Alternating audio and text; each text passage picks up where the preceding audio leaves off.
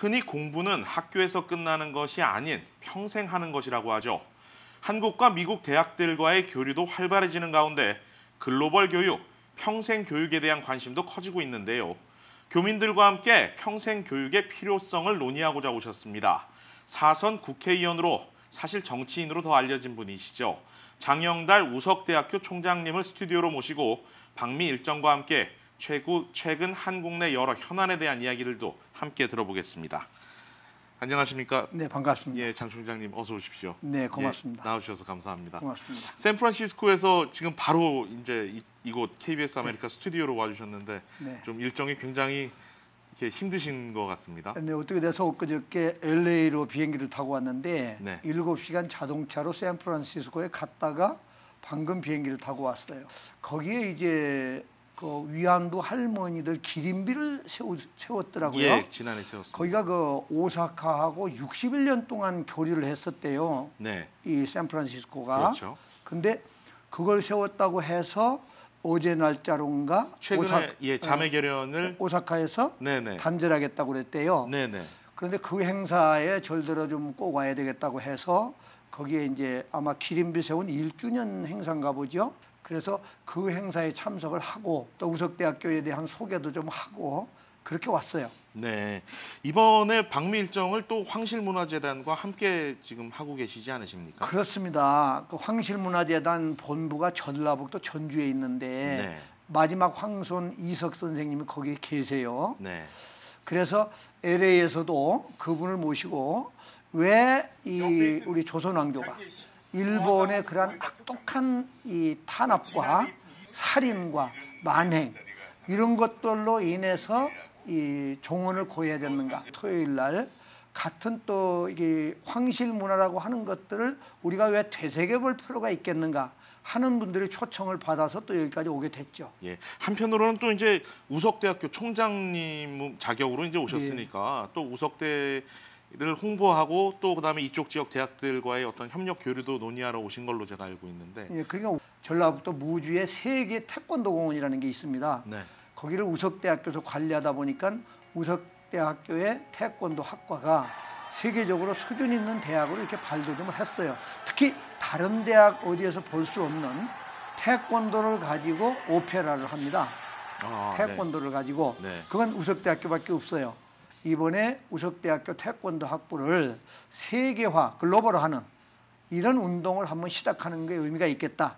그래서 LA, 어저께 샌프란시스코에서도 많은 홍보를 했는데 LA에 와서 이제 오늘부터 3일간 그리고 그 이후에는 뉴욕에 가서 한 3일간 이렇게 태권도 관계와 우석대학교의 관계를 가지고 또 많은 논의를 하게 되어 있습니다. 네. 이번에 교민 간담회에서 논의할 주제들이 어떤 이제 교민들의 평생 교육, 그렇습니다. 재교육 어떤 것들입니까? 좀 설명해 주시죠. 그래서 저희들은 앞으로 LA 같은 경우는 이제 우리 동포들이 제일 많이 계시는 곳이기 때문에 우석대학교 LA 캠퍼스 같은 것도 하나 개척을 했으면 참 좋겠다는 생각을 해요. 네.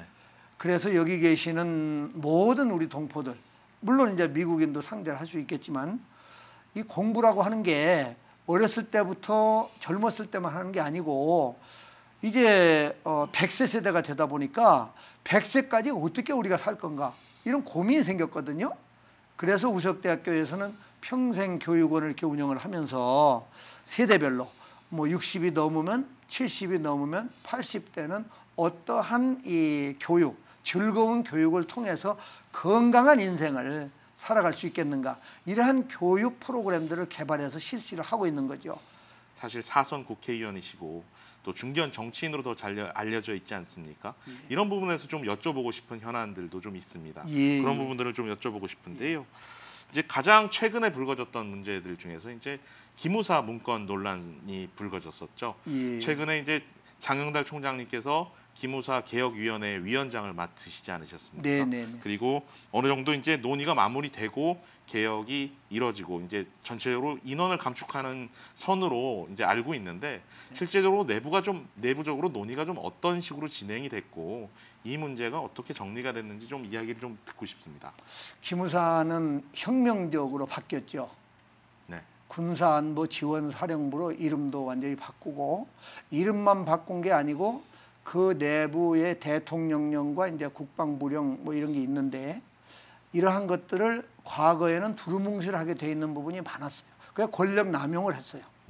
예를 들자면 민간 부분은 어떻게 할 것인가, 뭐 민간은 사찰을 어디까지 하면 안 된다, 이런 규정이 분명치가 않다 보니까 권력자의 입맛에 따라서 그냥 민간인 사찰을 대수롭게 한 거죠. 지금 세월호 사건 때 민간인 사찰을 하다가 구속된 장군도 있고 이런데, 이러다 보니까 이 권위주의적인 정권, 특히 군인들이 집권했을 때는 완전히 권력의 앞잡이가 돼버려서 국민들로부터는 공포의 대상이 됐어요. 또 군 내부에서도 또 공포의 대상이 돼요. 왜? 이 기무사라고 하는 이 정보부대가 기무사 아닌 장교, 중령 이상의 지휘관급 장교들을 관찰하게 돼 있어요. 그러다 보니까 중령 때부터 제대할 때까지 이 기무사 사람들만 보면 계급하고는 관계없이 깜짝깜짝 놀란단 말이죠. 그렇게 공포심을 갖다 보니까 이 정보부대라고 하는 것이 아무리 정보를 파악하고 군인 지휘관들을 관찰을 해도 그 지휘관들이 그럼에도 불구하고 왜 그 정보부대는 우리에게 필요한 건가를 인정을 해야 되거든요. 기무사령부도 일선 군인들이 저 사람들이 나를 관찰하지만 그래도 저 사람들이 없으면 군대 방첩이나 보안이나 유사시에 이 국방을 지켜야 될 군대가 저 사람들이 없으면 어디서 펑크가 나는지 모르지. 이런 인정이 있어야 되는데, 지금까지 기무사의 활동을 제가 이 위원회 활동을 하다 보니까 그 위원회는 13명이 회의하는데 예비역 장군들, 현역 장군들이 있었어요. 민간인은 4사람밖에 없는데 이 군 출신들이 앞서서 기무사는 없애버려야 된다. 아주 그냥 군사에서 없어져야 된다. 이런 주장을 하는 거 보고 깜짝 놀랐어요. 실제로 안팎으로 기무사는 완전히 해산을 해야 된다라는 그러니까 여론도 분명히 있지 않았습니까? 국민들도 그렇게 생각하고 군 내부에서도 그렇게 생각을 하니 정말 저는 깜짝 놀랐어요. 그러나 군 정보부대가 없어서 군의 간첩이 침투한다거나 군 비밀이 새어나간다거나 그럴 때는 국가의 마지막을 지켜야 되는 게 군대인데 어떡합니까? 그래서 이번에 이제 완전히 기무사라는 이름표도 떼고 내부에 앞으로 정치 관여를 하면은 아주 인생을 망치는, 민간 사찰을 하게 되면 아예 인간을 망치는 그런 규정들을 전부 삽입을 했죠. 앞으로 여러분들이 또 기무사의 전체를 밟으면 여러분들이 부대가 국가의 위난과는 관계없이 여러분들이 부대가 아예 흔적 없이 사라질 수가 있다.